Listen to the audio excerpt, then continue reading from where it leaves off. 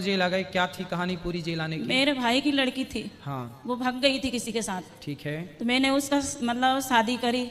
तो जब भाग गई थी तो भागी हुई की शादी आपने क्यों करवाई? गुरुजी वो तुरंत ही मिल गई थी अपने उसी दिन। तो मिल गई थी तो उसके माँ बाप को सूचना दी कि नहीं आपने? भाई उसको मार रहा था, काट के फेंक रहा था हाथ पांव, तो हम लेके आ गए थे। नहीं, आप ठीक हैं अपनी जगह, लेकिन माँ बाप की मर्जी के खिलाफ आपने उसकी शादी करा दी।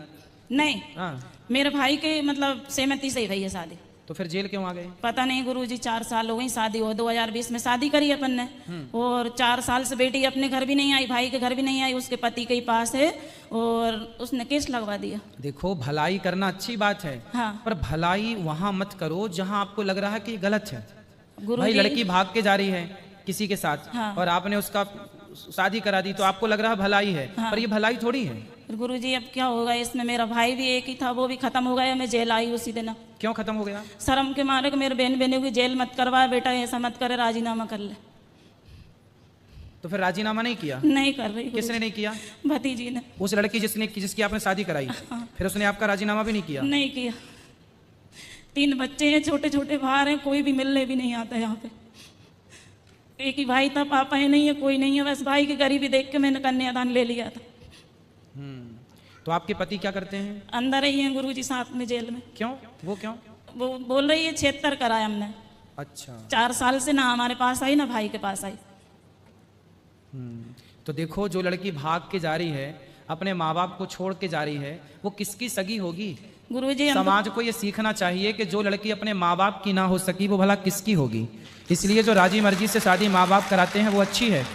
यदि वो अपने बाप की सगी होती, अपनी माँ की सगी होती, तो वो आपकी भी सगी होती। जो अपनों की सगी ना हो पाई, उस आदमी के संग भाग गई, तो वो किसकी सगी? इसलिए माँ बाप जो विवाह कराते हैं, जहाँ व्यवस्थित ढंग से हर लड़की हर लड़के को वहाँ ही करना चाहिए। मनमाने तरीके से जो करे उसका सपोर्ट भी मत करो। फिर भी गुरुजी सब परिवार वाले इनकी सहमति से ही शादी करी है, मैंने दुख के शादी नहीं करी। और सब दहेज में जो भी लगा बेटी के हिसाब से ही मैंने। कितने दिन और हैं अभी जेल में? आप कितने दिन बाद छुट्टी होगी आपकी यहाँ से? पता नहीं है गुरुजी कब होगी, 10 महीने होगा। बच्चे हैं छोटे छोटे, 2 बेटी हैं 1 बेटा, कोई आता भी नहीं है मिलने यहाँ पे। तो फिर बच्चों का लालन पालन वहाँ कौन कर रहा है? कोई रिश्तेदार रख लेते हैं, 8 दिन जे रख लेता, 15 दिन, वो ऐसा हो रहा है। चलिए, भगवान जल्दी आपको मुक्त करें इस बंधन से। गुरुजी आपकी बहुत बहुत बड़ी धन्यवाद है। खुश रहिए, भगवान आपको सुखी रखें, आप सब जल्दी से मुक्त हो जाएं। ठीक है गुरुजी। और हम ये भी चाह रहे हैं गुरुजी आप कि सबका दुख, आप सबका ये पीड़ा देखकर ऐसा लगता है कि संसार की सबसे बड़ी पीड़ा जेल के अंदर में ही है। संसार का सबसे अधिक दुख यदि कहीं है तो जेल के अंदर है। गुरुजी हमारे बाहर लिए तो कोई दुख है ही नहीं। पता नहीं लोग क्यों चिल्लाते हैं हम बड़ी दुखी हैं, बड़ी दुखी हैं, बड़ी दुखी हैं। दुख तो जेल के अंदर ही है। भगवान से हमारे लिए प्रार्थना करना, आपके आश्रम में हम भी आएंगे। भगवान आपको जल्दी मुक्त करें, आपको जल्दी आपके बच्चे मिले, आपको जल्दी आपका परिवार मिले। माँ के लिए सेवाओं में भी उपलब्ध हूँ गुरुजी में। बिल्कुल, खुश रहिए। महाराज जी राधे राधे। जी राधे राधे। मेरा नाम फिरोज है। फिरोज? हाँ जी। मैं इस्लाम धर्म छोड़ना नहीं चाहता। हाँ। बट मैं उसके साथ में सनातन भी फॉलो करना चाहता हूँ। तो हम क्यों? दोनों धर्म साथ में फॉलो कर सकते हैं कि नहीं? आप सनातन धर्म क्यों फॉलो करना चाहते हैं? मेरी शुरू से रुचि रही है इसके अंदर। और मैं सनातन धर्म में क्या अच्छा लगा आपको? महाराज, मैं शुरू से ही बचपन से मेरा जो एजुकेशन हुआ है वो मराठी मीडियम से हुआ है। मैं बॉम्बे से हूँ। जी। तो मेरे सारे जो मेरे फ्रेंड्स जितने थे वो सब थे। हाँ। तो सारे सनातनी ही थे। ठीक है। और उसके साथ में मैं ठाकुर जी के दर्शन भी कर चुका हूँ। 2020 में मैं मथुरा आया था। जी। और मैं वृंदावन भी जा चुका हूँ सर। जी जी, बहुत अच्छी बात है कि आप मुस्लिम होकर वृंदावन जाते हैं और भगवान का दर्शन भी करते हैं। जी सर।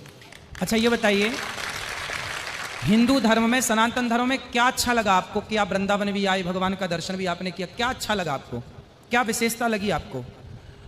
आप तो मुसलमान हैं, जी तो सर। आप तो मुस्लिम धर्म को भी जानते हैं। जी सर। तो आप हिंदू धर्म को भी जान रहे हैं। दोनों में क्या अंतर लगा? क्या बैलेंस है दोनों में, या क्या भेद है?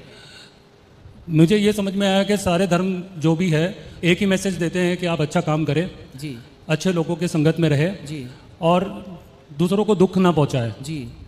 तो सनातन में भी मैंने वही चीज़, वही मैसेजेस मैंने सारी जगह पे देखे हैं। हमारे धर्म में भी वही बोला गया है और आपकी जो मैं सत्संग सुन रहा हूँ तो उसमें भी मुझे वही बताया गया। आपके धर्म में दया का स्थान है कि नहीं? दया, दया करो सब पर, ये बोला जाता है कि नहीं आप लोगों के? हाँ जी।